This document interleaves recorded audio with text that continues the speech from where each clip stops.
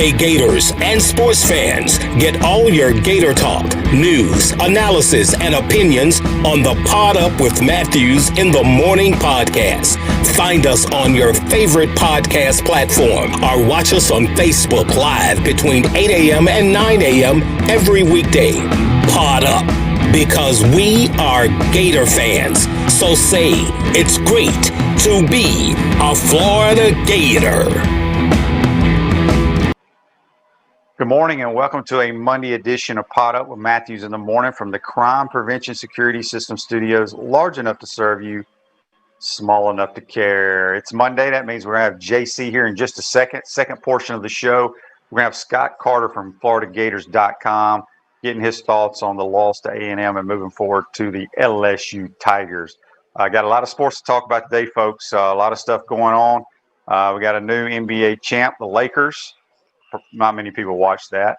The Rays go up 2-1 over the Houston Astros. The NLCS starts today, and a lot of good stuff in the NFL. But let's get to the Titan MR hotline, and we're joined by JC on his back porch. Good morning, All JC. right. How are you?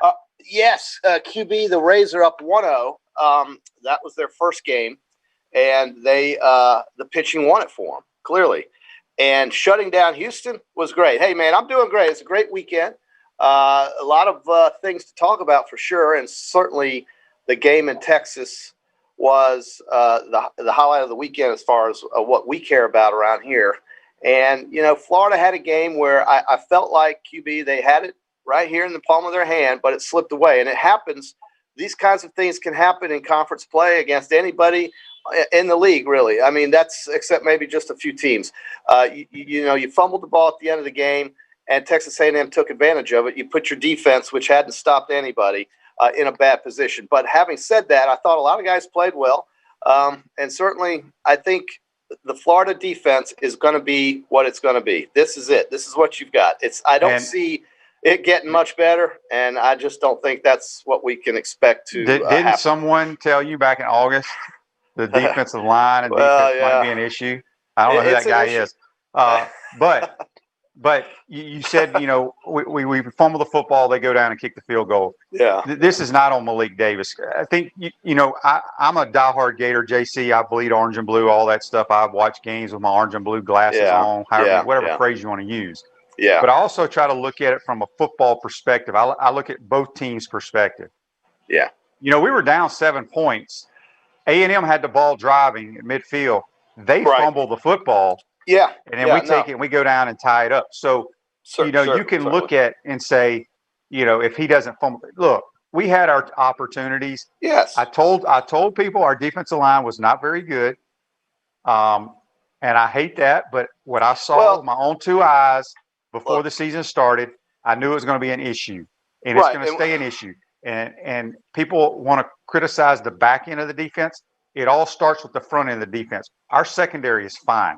There are a bunch of NFL players back there, but it all starts at the front. We're small up front, and people are going to push us around. That's right. I mean, Isaiah Spiller, he runs for 174 yards or something, and he likely won't have that kind of production against anybody else this season on their schedule. And that's not true. That's not true. I mean, he hasn't until now. He played pretty well against Alabama. He did, but he didn't have 174 yards running the football, and that's a lot of yardage for a running back in any game or league. And so Florida's got a problem. It's going to be the teams are going to line up and run it right down their throat. South Carolina did it. Texas A&M did it. If they end up playing Alabama or Georgia, that's going to be the game plan against Florida is to pound the rock. And that front seven, I don't know what Grantham's going to do, QB. It seemed like to me the only time Florida had any success defensively was when they blitzed. And maybe that's what we're going to just have to do more of. When you blitz, you put your DBs in a conflict of interest. And we got a comment here from Meldon Law, where you matter most. It says Marco Wilson was 7 for 7 when targeted, not fine. Marco Wilson's an NFL player. Look, Marco Wilson had great coverage. You got to sometimes tip your hat. Okay, when Gator fans, when Kyle Trask drops back and makes a great throw and, whether it's Pitts or somebody makes a great catch, you're applauding. Well, what is the opposing team saying? That guy can't cover. Well, sometimes you got to tip your hat to the other team because they do give scholarships out to these players. They Marco do. is fine. It is impossible to cover people when the quarterback has all day to throw the football. It is and impossible. You're going to get shredded in this league with the way the quarterbacks are. You know, our quarterback is having a phenomenal year, but he's about fifth in the conference in stats. There's people having way better years than him. So football has changed. I said this for the last week. If you think the days of playing great defense are going to come back, they're not. So don't wait on it, because they're not. Well, listen, I think the source of frustration is everything you mentioned, but it also is that Kellen Mond had his best game as a collegiate player. Well, he's talented. He's a good player, but he hasn't had that breakout game yet, and he had it against Florida. I mean, he almost threw for 400 yards. That wasn't the plan. And when you have a guy like him throwing for 358 and a guy like Spiller running for almost 200, yeah, you've got some systemic problems up front on the front seven, as you have said ad nauseum. So, you know, what's the plan? Well, I don't know if they can get better. I just don't know if that's in the cards. So what's the story going to be for the Florida Gators? It's going to be scoring as many as you can and outscoring the opponent. And it looks like with the kicker they have, McPherson, that Florida on a percentage favorably will score points just about every time they get the football. So keeping the turnovers down, obviously, and just trying to minimize the big plays from the opposing offense, because they are going to score. We know that is the strategy for the Gators to win football games. They're not winning a game 24-3. They're not, unless they play Vanderbilt. So I think that, and they will, but I think that's what we're looking at, QB, is you're looking at a team with a really good field goal kicker, a very potent offense, but a defense that is susceptible to big plays and certainly allowing a lot of points. So you're just going to have to outscore teams. What everybody talked about was, what are they going to do with that Georgia defense? How are they going to score? Well, they're going to score on the Georgia defense. Alabama this weekend is going to score on the Georgia defense, but Georgia plays just better defense than anyone in the conference right now. It's pretty obvious. Every team, every game in this league, I should say, every game had more points. It's in the country. Well, in the country, but every game in this league, with the exception of one, went over their point total that was set by Las Vegas. Every single game. And the game that went under was shocking because the team that only scored 2 points couldn't find the end zone, which is still becoming a great mystery to me on what's happened to Mississippi State here in the last 2 weeks. But having said that, you're right. They can't. The game is going to be where you're just going to have to hope to minimize the big plays, that you are going to get scored on. Florida's not going to get better at defense, and they are what they are. Hopefully offense can win more games, more big games, because they're going to win more games, obviously, than lose, but win these big ones when they have to play a team like that. I mean, A&M. Rick wants to know on Facebook Live, brought to you by Meldon Law, where you matter most. I don't remember seeing Trent Whittemore in the game. Did I miss him, or he did? He played. He just didn't get any balls thrown his way. Right. You know, you know, because people. Well, here's my thing, JC. You know, I can't tell you how many people text me. You know, you read on social media, Grantham needs to go, yada yada yada. Look, man. So my take on that is Nick Saban needs to go. He's a defensive head coach who is in charge of his defense, and Alabama can't stop anybody. So I'm trying to say, my point is, people need to watch other games. I feel like the Gators fans only watch the Gators play. If you watched college football, and I had Jerry Odom on this past week because, you know, they're not playing until the spring. Jerry knows football. Jerry's a former Gator. Jerry's a former defensive player here. He knows what great defense is about. Yeah. Jerry basically said it is almost impossible with the way the game is played today, with the RPOs. Linemen can get downfield on pass plays, space. The game has changed to the advantage of the offense. It is hard to play defense. And people need to realize that. Well, you're right. The rules are different in that you can't – your helmet, if God forbid you touch the quarterback's helmet, that's 15 yards. It's hard to get over that. Pass interference usually goes toward the offensive side. It's hard to interfere. It's hard to get – you can't touch them out there, and they can't play in the defensive backfield like they used to. So I got a great stat for you, JC. Go ahead. With all our loyal listeners around the world, And viewers. Most people, when they think of that big bad elephant out in Tuscaloosa, big bad defense, Nick Saban, the greatest college coach of all time, we play defense. Here's a stat for you. Alabama, with all those national championships they like to claim, has the worst 3-and-out rate in the country. The Tide has forced just 3 in 34 drives this season for an 8.8%. Yeah. Okay? Where do the Gators rank in that, you think? They're not dead last in the country, but we are tied for 67th. We forced 6 3-and-outs on 33 drives. So my point I'm trying to say is the greatest coach in the history of the game, who is in charge of the greatest athletes in the country, can't stop anybody either. I think a lot of it also has to do with the fact that there was no spring practice, and during the fall, they just didn't get to have much contact. And I don't know, it's almost like you feel like the defenses are feeling themselves out in these games as opposed to maybe what they would have done in practice, because it is too widespread for me to think that we will never see defense again in college football. To me, it's just a weird season based on a weird post or preseason leading up to the season, meaning there just wasn't a lot of contact and there wasn't a lot of practice being done. And I didn't know that spring football was this important, but I'm starting to see how important maybe it really is. See, I you don't agree disagree with you. I don't at all, because you would think offenses would be behind, because offense is way more complicated than playing defense. Right. And so if you don't have those practice times, you shouldn't be doing this. We got a text here on the Titan Tomorrow text line. Comes from Gary. He says, what's your thoughts on our recruiting quality defensive players and their development? I've been preaching for years, and it's getting ready to change in about a year and a half. We have been recruiting in not a fair fight because we don't have what everybody else has. That's Florida's problem. That's Florida's fault. So right, it is. There's nothing we can do about it, but Scott Strickland has addressed it, and it is under construction right now. They're doing about it right now. Well, Jeremy Foley put this program behind. Let's just say I understand that. But here's the thing. The other schools that we're recruiting against are getting good players, but they still can't stop anybody. Do we need to recruit better? Yes, it will happen. But there's nothing we can do about that right now. We also have another text here from Jerry. Jerry says, how about Alabama Ole Miss breaking a Gator record of total yards? 1,370 yards between both schools. That should tell you right now the game's changed. I don't know how else I need to make my point.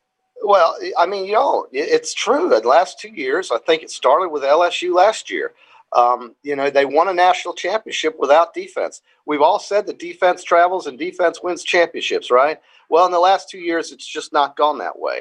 And maybe it does have something to do with, obviously, the rules. I'm trying to figure out why this is happening, and I think the rules have a lot to do with it. I don't think defenses are allowed to do the things they've been able to do in the past. I just don't. I don't think the coaches are any worse or any different than they were in the past. These are the same people that coach the same system in the same game. It's just a different year, right? So this is the way it is today in this current environment. And I think the rules have had a lot to do with it. We've said this over and over again. But look, the point is that you're not going to change, I don't think, right now during the season and all of a sudden just get better and put the clamps on other teams. What you got to do is just clean it up a little bit on offense and try to score every time you have the ball all the time. And what Florida does have is the best kicker in the league. And that's important to me because sometimes drives get stalled. And as long as you can put up points, we've always said that every drive that ends in a kick is a good drive. Well, if it's kicked by a field goal kicker, it's better than a punter. And Florida has that guy who can hit one from 55 at any point in the game. So I'm optimistic about that. I'm also optimistic about the point that they lost a game to a Western team. You still control your own fate in this conference by winning the East games, and they can still beat Georgia. They can still beat Kentucky, and they can still beat Tennessee and win the East and be in Atlanta on December 19th. All is not lost. They're going to beat LSU this weekend because LSU is not the same team. In fact, LSU is the only team, the only national champion, the only defending national champion in name that since 2011 has not been ranked after the fourth game of the season or something like that. They're the only team that's done it since 2011 not to be ranked and to have won a national championship the week before. So they're not the LSU Tigers that we saw last year rolling in here. They will score points on Florida. They will probably score a lot of points on Florida, but they will give up a lot more. And that's just the team we're looking at right now. And the Gators have got to take each game one at a time, like we've heard before. But the Georgia game is going to decide the Eastern Division just about like it always does. Well, LSU's going to score a ton of points on us too. They're potent on offense. Said that's what I said. I said they're going to score on Florida, but they're not going to stop Florida at all. So refresh your vehicle and your brand with a vehicle wrap from Wrap Spot. October is your lucky month at Wrap Spot. Mention promo code Shane and receive 13% off your vehicle wrap. Yeah. We're speaking with JC here. Later in the program, we'll be joined by Scott Carter. JC, let's talk about some of the picks. The picks that we have. How'd that turn out? All right, so the picks went pretty good for you again. You had a positive week, positive cash flow for QB. He goes 6-4, and I go 4-6. So for the year after 2 weeks, you are a sterling 13-7, and I am 500. I'm 10-10. So that is a 3-game lead on me as you go into week 3. The differences were you had that Oklahoma team that pulled it out in triple overtime. In that game, Texas had a chance to control the ending and win the game. And instead of going for 2, they elected to kick and force a third overtime. That was a mistake as we saw Oklahoma. Because, look, Texas wasn't going to stop Oklahoma. I don't know why he didn't try to go for 2 and win the game right then and there. Clemson, you had them to beat Miami. I think that was more of a pick for me that I was kind of like hope and a prayer. But everybody knows that Clemson is in a different league and a different class than Miami. So that was a difference winner for you. The other difference winner for you was Georgia. Same thing with Tennessee. A hope and a prayer that Tennessee would stay with them. And they did for the first half. But in the second half, they did. They were winning. But in the second half, they turned the ball over. I mean, your quarterback puts the ball on the ground. Well, hang on a second. You're going to lose. No. Yeah. You said they were winning, but they turned it over in the second half. That's why Georgia went ahead. Why was Tennessee ahead in the first half? Because Georgia turned it over 3 times. Okay, so there you go. Right, so you got to look at it both ways, JC. That's what I do on this show.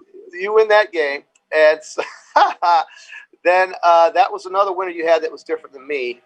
But I had Texas A&M and you had Florida. So I got that one on you. And we both won the NFL game of the week where the 4-1 Cleveland Browns, with fans in the stadium, the 4-1 Cleveland Browns beat the Colts. And Philip Rivers just looked really bad. So there you have it, 10-10 after 2 weeks for me. And 13-7 for you. So I've got some ground to make up on you there. Yeah, we got a Facebook Live comment brought to you by Meldon Law, where you matter most. Michelle says, Clemson's defense looks like they haven't missed a beat. They were flying around and tackling with a fury. Look, Clemson's Clemson's clearly the best team in the country. They got the best quarterback, the best running back. They're just sound. Again, though, I said it on this show. Miami is not what Miami saw. The people saw De'Aaron King running wild against the Louisville defense, who may be the second worst defense behind Ole Miss in the country. They couldn't tackle you, JC. No.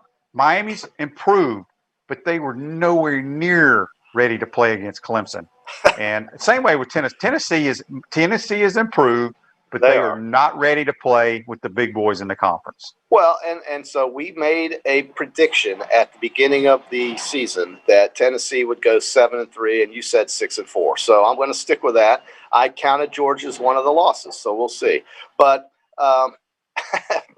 Clemson is the only team that is playing in a league where it is so dull during the season. I mean, this is how it used to be for Florida State back in the Bowden era, way before – a long time ago. They would play these teams in the conference, and it would just be Snorville, and then they would go into the postseason and see how they do. And that's what we've got with Clemson. There's absolutely no doubt.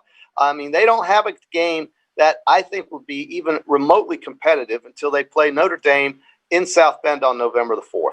So and they will boat race Notre Dame too. So and Notre Dame has seen this happen. But, Georgia's beating them. Alabama's beating them. These Southern teams just have luck against not luck, but they're just better than the Notre Dame group. So, I mentioned something about the fans at that Cleveland game, QB. And after the game, in Texas, Dan Mullen had some comments about the crowd and that it made a difference in the outcome of the game. And if you were watching it and you think for a minute that only 1/5 of that stadium actually had people in it, I think you're fooling yourself, because that stadium was more than 20 to 25% full. I don't care what the media says. It doesn't matter what they report. Reality is reality, and you can see with your eyes that stadium had much more than 20% capacity in there. And they did it without any issues. So that's what frustrated Coach Mullen, I think, after the game, because of how loud they were. That stadium is the biggest stadium in the SEC. It is the biggest stadium probably in the country. Okay, it's as big as most anything else, maybe even Tennessee. In terms of capacity, that place did not look as empty as some of these other stadiums we've seen. And they flat out said, we need to win a game. We're bringing fans with us, and anybody who wants to come can come. And that's pretty much what it looked like to me. You think they left? You think they left open a little side gate for all the student body? We're not even going to make you pay. Just roll on in. Well, you had the core in there waving all game long with the mask on, right? And I feel like there was more than 20% capacity in that stadium, and I think you're naive as hell if you don't think that, because if you looked at it with your own two eyes and you saw the pictures coming through the television, that's what you saw was a lot of fans at that football game. And Dan Mullen made reference to it. He doesn't make reference to it if it's not a factor or if it didn't enter his head or his mind after the game. It played a factor in the result. And so his frustration is that he wants to see the same thing happen here at Florida. And because we have different administrations running different schools throughout the country, it's not going to be the same wherever you go. It's not.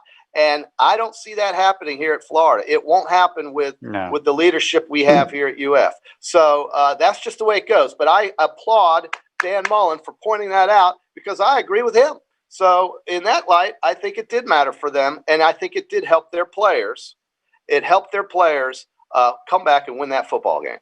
Yeah, the crowd noise. That's why you have a home field advantage, and it probably had part of the reason for the outcome. I got a little nugget for you, another nugget here. I love these nuggets, JC. You do. It's just fascinating, some of these things that I read. Ole Miss's defense prevented 41 total yards of offense against Alabama. As in, on 11 drives, they allowed 9 touchdowns, forced a punt at the 40, and a fumble at the 1-yard line. If Alabama had gained every possible yard, they would have gained 764 yards. But instead, they gained 723. 723. To think that these two teams combined for way over 1,000 yards is nuts to me. And it doesn't remind me of SEC football in the least. But it does show you what you've been saying, and what we've agreed on is that the game has gone completely to the offensive side of the ball in every aspect, basically. And it was very concerning, I think, for Alabama fans to see how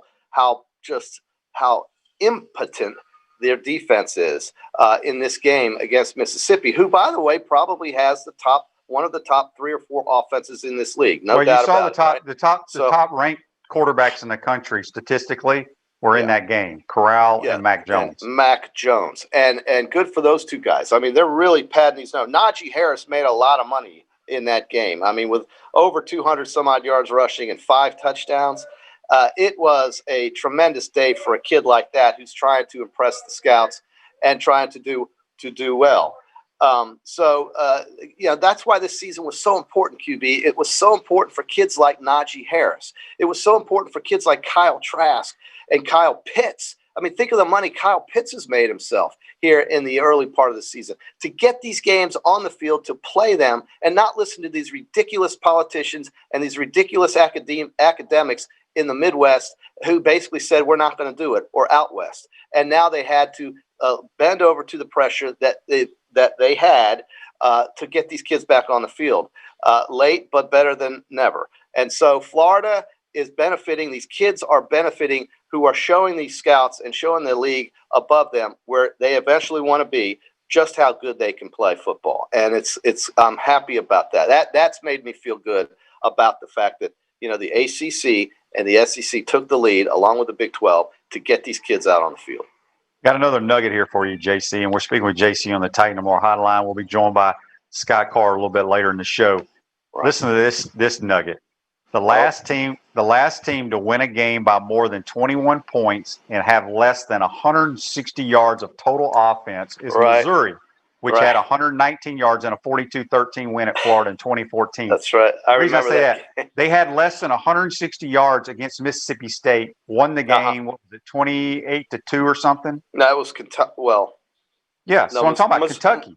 Okay, Kentucky. I thought you mentioned Missouri. I didn't hear you say I'm telling you, because the last team to score that many points and win by more than 21, Kentucky had less than 160 yards against Mississippi State. Yeah, is my point. Well, they threw. I know. They think of it, look at this stat. Kentucky only had 8 completions on offense the entire night, but Mississippi State threw 6 interceptions. So what has happened to that team? I mean, why has it become so hard to get first downs and to play? You know, when they lost that. Well, no, they went up and down the field. They outgained Kentucky by like 300 something to 150. But didn't score. And when you turn the ball over 6 times, I don't care if you go up and down the field. You're not scoring. You know, the game's not played in between the 20s. It's played in the end zone if you want to win. Last time I checked. And I get it. But Mississippi State had issues now without Colin Hill against Arkansas. They get him back for the Kentucky game. I don't know if he felt 100%, but he played. And they didn't score. They didn't score. I'm looking right now. Kentucky had 157 yards of total offense on the night. They scored 24 points. Yeah. Mississippi State had 359 yards of offense, but Mississippi State threw 6 interceptions. Didn't score, yeah. And you know, Kentucky's a team that racked up a lot of running yards the week before, and Mississippi State played good defense and should have had the ability to win that game had the offense not been so bad. So I don't know what Mike Leach is going to do with Costello right now. His confidence has got to be shaken a little bit, and I think they're having problems there, and they've got a toughie with Texas A&M. They're looking at 1-3 right now. So they are. So it's really amazing. It's kind of like what you said earlier once when you said, you know, teams don't necessarily always get better, I guess, from one week to the next. In this case, it seems like one team's getting worse offensively anyway. Well, the thing about the Mississippi State LSU game is LSU prides himself on playing so much man coverage. Yeah, Ever since that game, nobody is going to play Mississippi State man coverage. They're going to play soft zone, drop 8 into coverage, rush 3, make you go the length of the field, which that's how I would play defense in today's football. Doesn't matter who I'm playing against. If they want to run it down my throat, I'll let them run it down my throat. But usually if you have to drive 75 to 80 yards, you're going to get a holding call, a legal procedure by the left tackle. Something bad will eventually happen. But if you play man and you blitz, you're allowing big plays, and that's what LSU did. So I'm anxious to see if LSU comes in here and changes their strategy and plays a lot of zone against us. We will see. You got to think they will. I mean, you said once that that's what they do, but I don't care if that's what they do. They have to adjust, and you didn't pay Bo Pelini $2.5 million to do the same thing and get your brains beat in. I mean, they could have hired somebody for $500,000 to do that. So I think you're right. I think they're going to make some changes on their way they approach defense, or else Florida's just going to go up and down. Everybody knows Florida's going to go up and down the field on LSU. Here's the thing. They can play man-to-man coverage. And I keep getting these texts about our defense. I just want to reemphasize that you got to look at it from the other perspective. Okay, our offense is very good, right? But when we throw a pass and we complete a tight window and we make a great catch, you got to credit the guys for making a play. Well, when the other team does it to us, you got to credit them as well. It's just hard to play defense now. I don't believe it's Todd Grantham's fault. I said in August, I did not think our defensive line was SEC caliber, and it may turn out to be. I'm not sitting here trying to pat myself on the back. I just saw with my own 2 eyes the weakness of this football team, and it's coming true. Well, we've seen it every game. And so let's hope that, this is the only slip-up in conference play, or else they won't be going to Atlanta. I mean, again, as we mentioned earlier, the season is still in front of us, and winning the East is still right there on the table within your own grasp. You control that. So if you're going to lose a game in this league, you lose to the team on the other side. And then you can still recover from that and end up in Atlanta and maybe even get to play that team again. I don't think you will this year, but you're going to have a chance to win a championship because now you can't lose any more games. So you've given away your one loss. Okay, fine. You got to beat the teams in the East. They have to win next week too now. You can't slip up against another Western team since you've already lost one. And I think LSU is ripe for the picking. We got a Facebook Live question here, which is the $1 million question brought to you by Meldon Law, where you matter most. It comes from Tommy. He says, big question on Florida defense. How do we improve player defensive techniques, and what defensive strategy might we use to mitigate lack of size and defensive effectiveness? Mm-hmm. I think that question is being tossed around on every talk show in America today about whatever Team X's defense. I mean, think about it. Everybody is giving up 40 and 50 points a game and 500 yards. You know, it's amazing to me when a quarterback, JC, just think maybe 10 years ago, maybe not even that long ago, when a quarterback threw for 300 yards, that was that was like a school record. Oh, that was huge. You know what I'm saying? That got you in the NFL. That puts you every quarterback that suits up today throws for 300 yards in a game. Pretty much. It does. It does seem that way. And defenses just can't recover from these personal fouls and pass interference calls either. I mean, it's so hard for defense. Well, it's so hard to play defense now. As you mentioned, which you brought up a great point. You can't touch the quarterback.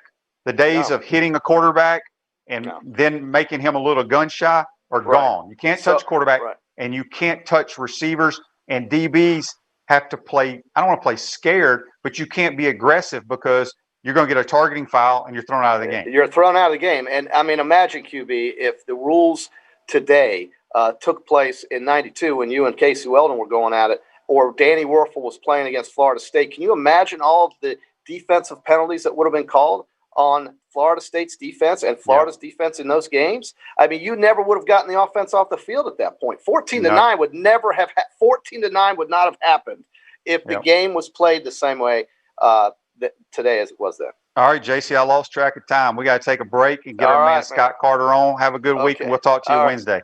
You got it. Thanks, bud. JC joins us on the Titan MR hotline at Center State Bank. We put business first. We're the largest community bank in the state of Florida. Understand that small businesses need a community business partner they can rely on. Center State has 5 convenient Alachua County locations to serve you better. Center State Bank, member FDIC. We're going to take a quick timeout. We'll come back. We'll be joined by FloridaGators.com senior writer Scott Carter. This is Shane Matthews. Thank you for listening to Pot Up with Matthews in the Morning. You can also check me out on Inside the Huddle with Steve Russell and the head ball coach Steve Spurrier. Tune in every Tuesday during football season on WRUF 98.1 FM, 8:50 a.m. at 10 o'clock in the morning, or find us on your favorite podcast platform. We want to take this moment to thank all our sponsors who keep the show going and pay the bills. Our gridiron sponsors are Crime Prevention Security Systems, large enough to serve you, small enough to care. Titan MRI, Gainesville's only locally owned and operated MRI facility. Area Rug Masters, your number one choice in Gainesville for all your rug cleaning services. Meldon Law, where you matter most. Peachland Dental, Gator Nation's first choice for dentistry in Port Charlotte. Celebration Point Town Center. Center State Bank. Chris Doring Mortgage. Some of our touchdown sponsors are Campus USA Credit Union, The Digital Mortgage Guy, Adams Ribs, Doreen Wiebe Realtor, Caldwell Banker MM Parish, Gator Dominoes, Celebrate Primary Care, Davis Gainesville Chevrolet, Miapa Latin Cafe, Rap Spot, Okido America, Gators Dockside, Radware, Style Cuts, Ironwood Golf Course, TD Financial, Meadowbrook Golf Course, Dar Shakow Insurance. Again, thank you for all the great businesses that support the show. Please remember, if you like what we are doing here, thank our sponsors and support the businesses that support us. Welcome back to Pot Up with Matthews in the Morning from the Crime Prevention Security System Studios, large enough to serve you, small enough to care. Celebration Points, where the Gators come to celebrate, with premium brands like Bass Pro Shop, Tommy Hilfiger, Hotel Indigo, Nike, Medici's, Regal Cinemas, and coming spring of 2021, the HBC's new restaurant, Spurrier's Gridiron Grill and Visors Rooftop Bar. We will see you at Celebration Point, where the Gators come to celebrate. Speaking of Spurrier's, I was fortunate enough to be part of the tasting for the chef and the menu and all that stuff. Outstanding, folks. You're going to love this place. Another guy that likes food, from what I've been told, is our man here, Scott Carter from FloridaGators.com. Good morning, Scott. How are you?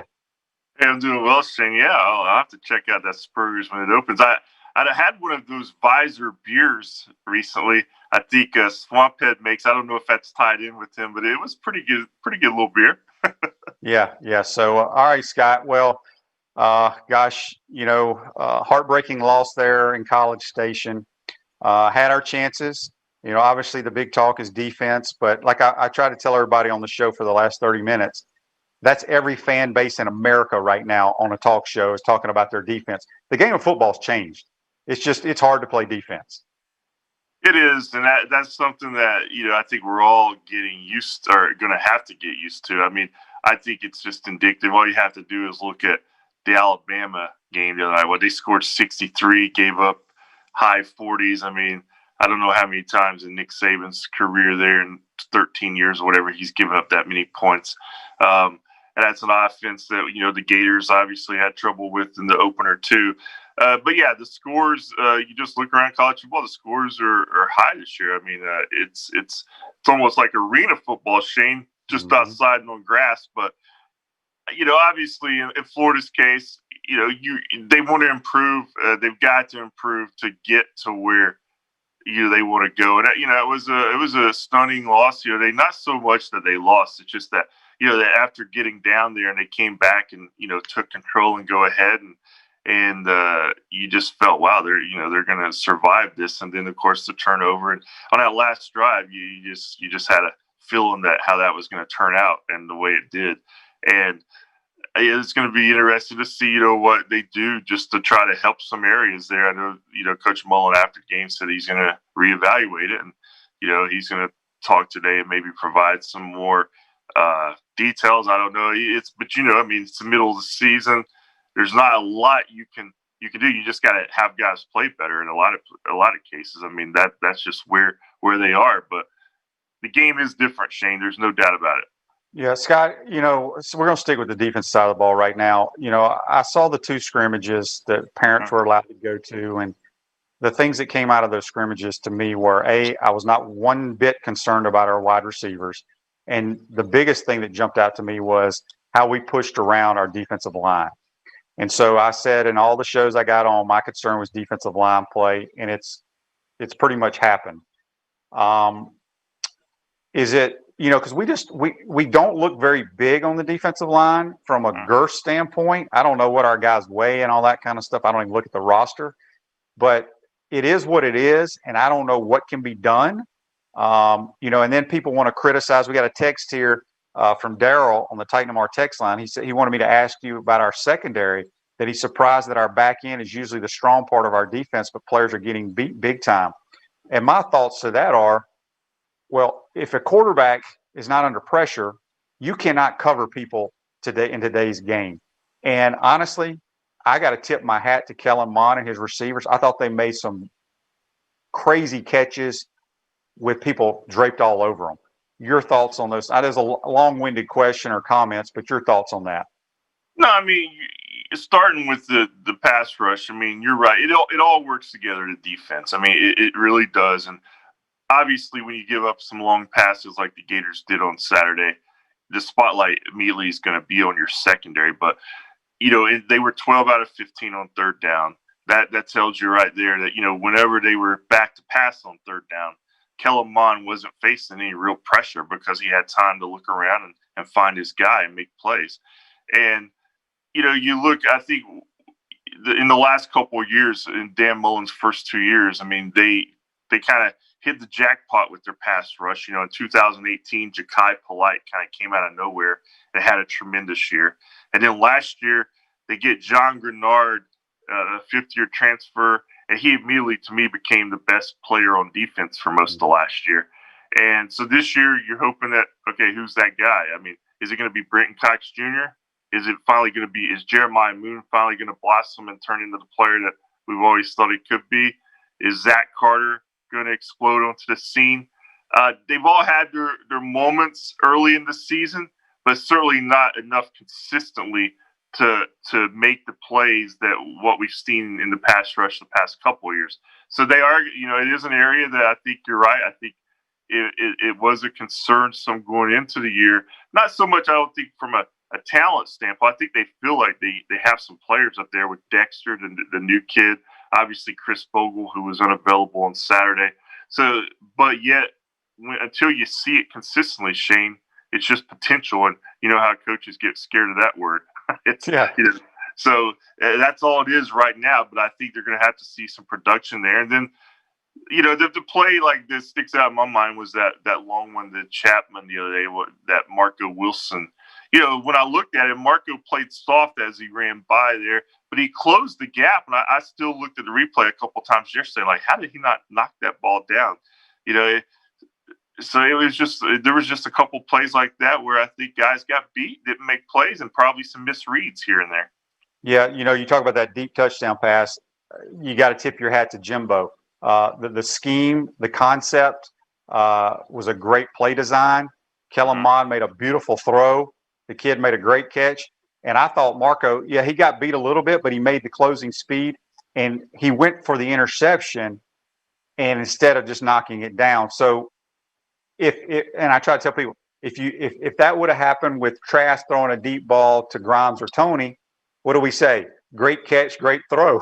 You gotta look at it both ways. I tip my hat to A&M on that. Would I've loved for Marco to knock it down or intercept? Absolutely. But sometimes those guys make plays, and I thought Kellen Mond may have had his best game I've ever seen him play against us. He was very accurate, and their guys made a lot of great catches. No, they definitely deserve some credit, and you're right. When you lose, the disappointment looms heavy, and you kind of forget the other side. But we've seen enough of Jimbo Fisher to know that Jimbo Fisher is a really good coach, a really good offensive coach, and they had a great plan the other day. They took advantage of what was there. I thought it was really impressive how they started out throwing the ball, utilizing the passing game.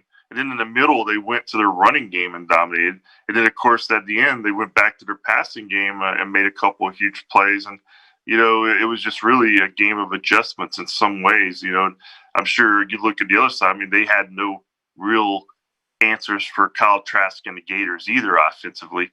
It was just that they got that huge turnover. They had the ball last, and they won.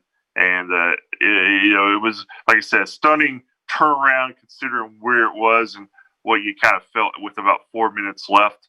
But again, you definitely have to give some credit to Texas A&M. When you look at the opposite side of the ball, I thought we played well. We had the one turnover, but we got to remember A&M turned it over about midfield for us to go down and score as well. I thought Trask played well for the most part, got away with a couple of throws. The one that I remember, I think they got roughing the passer. He just kind of laid one up down the middle that should have been picked. But I thought his best throw that I've seen Kyle Trask make since he's been a Gator was on the go route to Tony down the sideline. He took his steps and put his foot in the ground and threw a beautiful ball to Tony. And I tell you what, Kadarius Toney has made huge strides at the wide receiver position. I don't know, they're letting him run a lot of option routes, which guys can't cover him with the wiggle he has. But man, he's impressed me this year. Yeah, I mean, he's the most improved player on the team right now. I think that's an award that he definitely has after 3 games, and he had his best game in a Gator uniform on Saturday. And you're right, Shane. That one throw that you're talking about, Trask made. That's one of those where when you're in the press box up there, you're really high. But it's one of those beautiful ones where you just see the whole thing developing, and you could see the ball. You could see he was going to run right under it, and it was just a great throw. And and of course he made another couple of big catches on I think the Gators' last touchdown drive. And Tony we've only really seen him as a guy who makes plays, at the line of scrimmage and then does the rest with his feet to get in the open space. But he's improved his route running and obviously can catch the ball down the field. And he, I think, is benefiting hugely from the focus on Kyle Trask that defenses have to pay. It allows some other guys to find room to operate and get open. And I was thinking maybe that guy was going to be Trey Grimes, and it still may be down the road. But right now, to me, Kadarius Toney is the one who has benefited maybe more than anybody in the offense because of the attention that teams must pay to Kyle Pitts.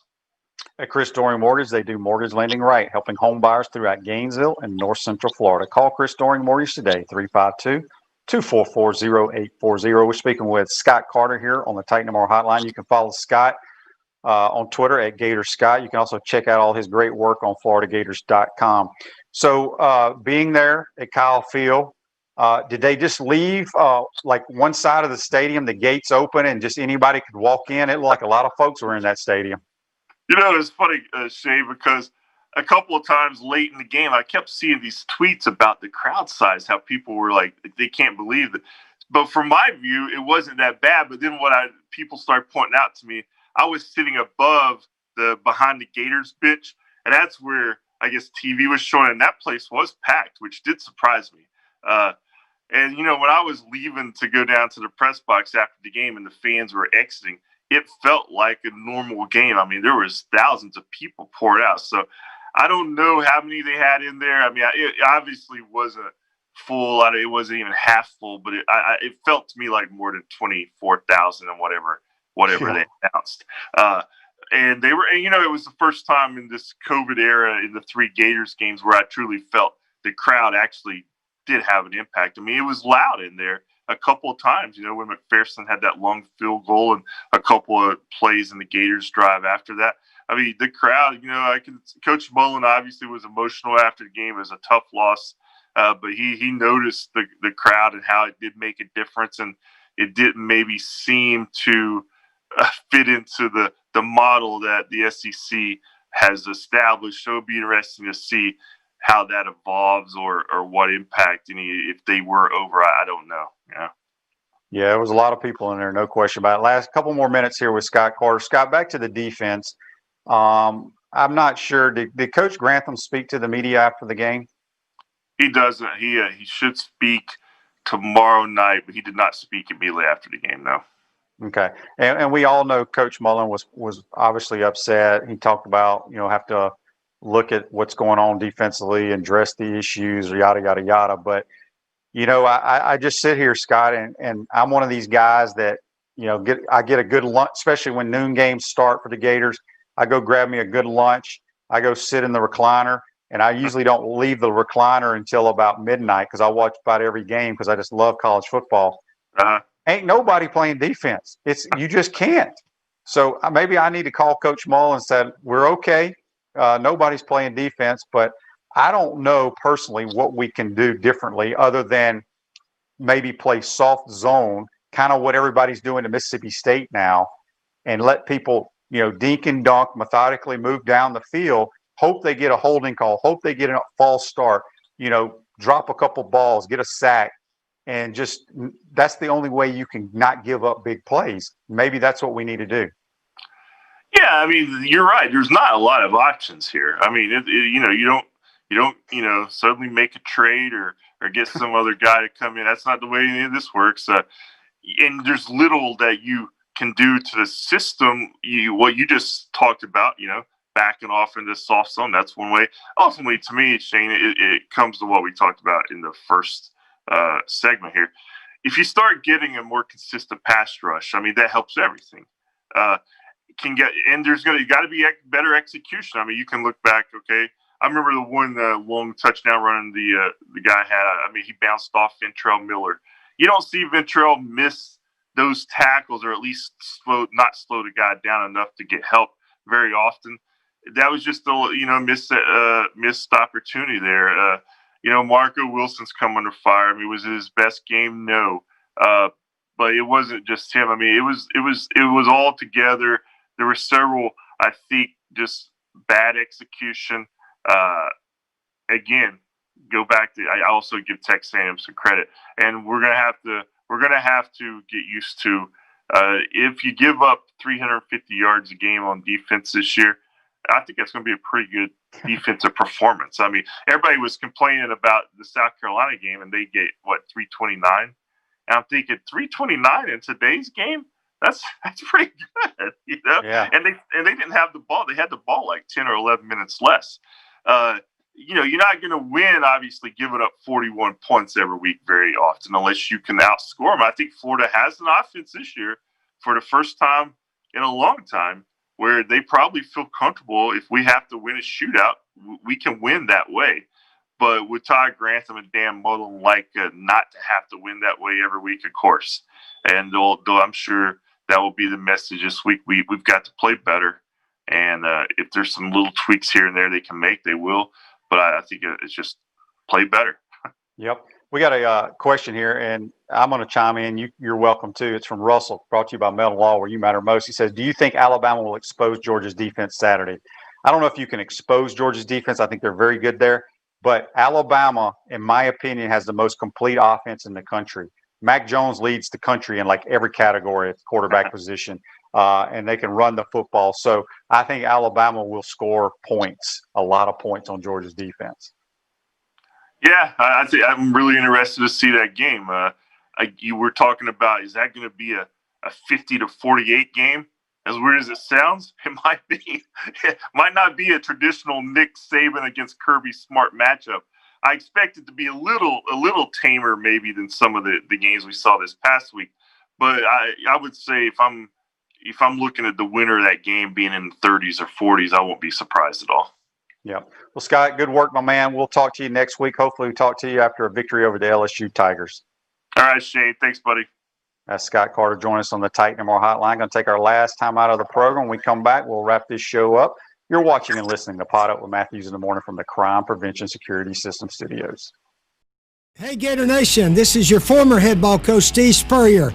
Check out our show, Inside the Huddle with Shane Matthews and Steve Russell, every Tuesday during football season on 8:50 a.m. and 98.1 FM WRUF at 10 o'clock a.m. We want to take this moment to thank all our sponsors who keep the show going and pay the bills. Our gridiron sponsors are Crime Prevention Security Systems, large enough to serve you, small enough to care.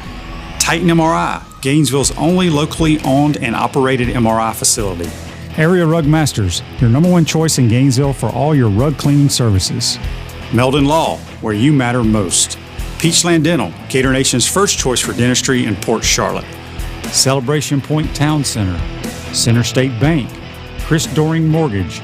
Some of our touchdown sponsors are Style Cuts, Ironwood Golf Course, TB Financial, Meadowbrook Golf Course, Dar Shakow Insurance, Pomodoro Cafe, Big Mills Cheesesteaks, MB Listing, Cornerstone Financial, McDonald's Gainesville, My IT Masters, Gainesville Neon and Signs, 84 Lumber, Tropical Smoothie, Chick-fil-A on Archer Road, Aver and Smith Personal Injury Attorneys, Orange Theory Fitness, PRP Regeneration Specialist, and Dowling Signs. Again, thank you for all the great businesses that support the show. Please remember, if you like what we are doing here, thank our sponsors and support the businesses that support us. Welcome back to a Monday edition of Pod Up with Matthews in the Morning from the Crime Prevention Security System Studios. Appreciate you tuning in today.